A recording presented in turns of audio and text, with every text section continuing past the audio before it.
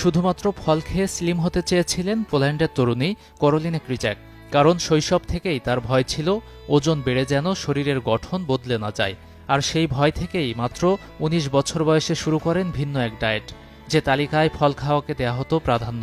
একসময় যে অভ্যাস ডেকে আনে ভয়ঙ্কর পরিণতি। ওজন কমতে কমতে পৌঁছে যায় মাত্র ২২ কেজিতে, আর ২৭ বছর বয়সেই নিভে যায় প্রাণ।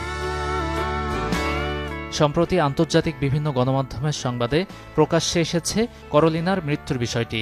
গেল বছরের ডিসেম্বরে ইন্দোনেশিয়ার বালির সুম্বারকিম হিল রিসোর্টে তার মরদেহ পাওয়া যায়, যেখানে অবকাশ যাপনের জন্য গিয়েছিলেন তিনি। তবে হোটেল কর্মীরা শুরুতে তাকে দেখে আতঙ্কিত হয়ে পড়েন।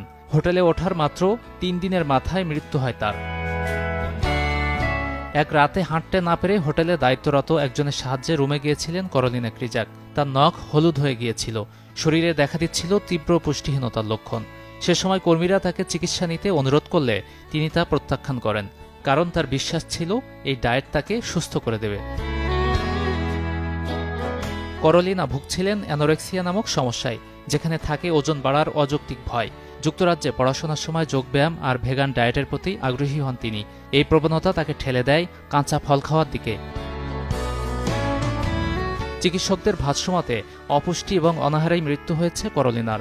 দীর্ঘমেয়াদী অপুষ্টির ফলে তার শরীরে বাসা বেঁধেছিল নানা রোগ, ভাঙা চোয়াল, অস্থিসার অবয়ব, রুগ্ন শরীর।